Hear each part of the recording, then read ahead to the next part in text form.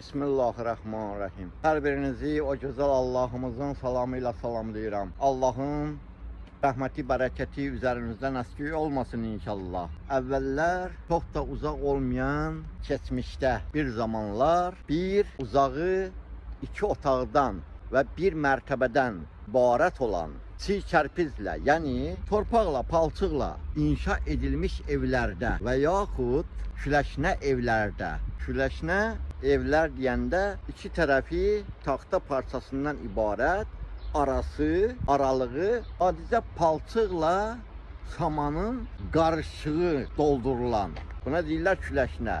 Küləşnə evlərdə şam işığında, lampa işığında yaşayan və ən əsası da 10, 12, 15 uşaq övlad böyüdüb tərbiyə edən, 10, 12, 15 uşaq təlim tərbiyə edib cəmiyyətə verən bir olan Allaha böyük imanı olan, eşqi, sevgisi, məhəbbəti olan qəlbli insanlar.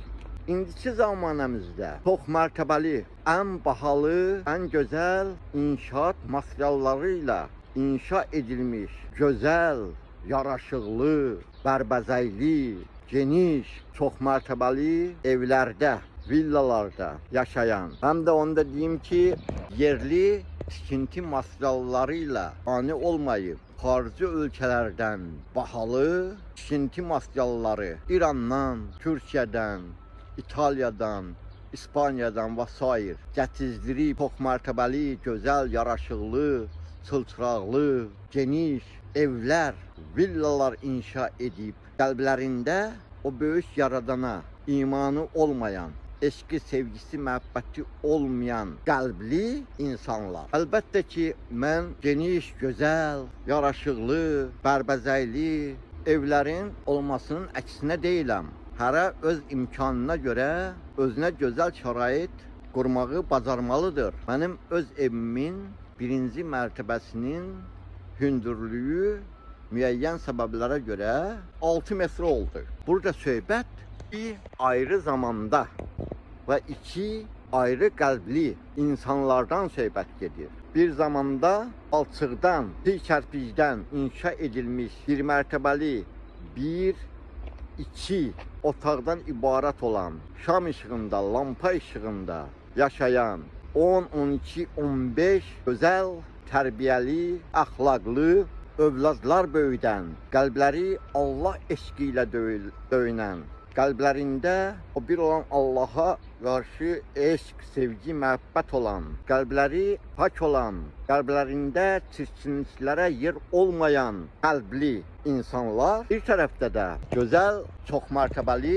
geniş, yaraşıqlı, bərbəzəkli, az qalıb ki, qızıldan böyüstürlər, assınlar, asanlar da var, xaricdən gətirilmiş daşlarla inşa edilmiş, muramerlərlə bəzədilmiş geniş evlər, uzağı iki uşaqla, uzağı kifayətlənən, qəlblərində bir olan Allaha imanları olmayan, eşqləri, sevgiləri, məhəbbətləri olmayan, qəlbləri çirkinliklərlə dolu olan, hətta şeytanın təəccüb etdiyi dərəcədə çirkinliklərlə dolu olan qəlbli insanlar. Sonra da deyirik ki, nə üçün təbii fəlakətlər çoxalıb, zəlzələlər, tsunamilər, daşqınlar, müharibələr, dünyanı müharibələr bürüyüb, bir tərəfdə bir müharibə qurtarmamış, ikinci tərəfdə müharibələr başlayır. İndi özünüz ağılla, məntiqlə analiz edin. Bizlər hansı qəlbli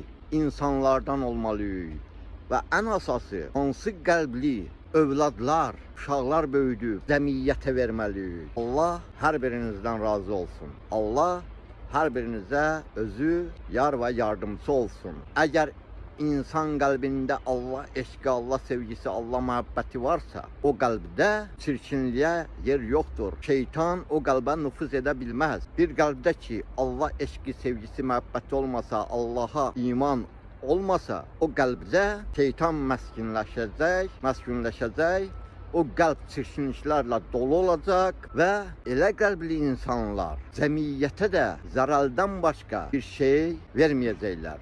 Allah hər birinizdən razı olsun.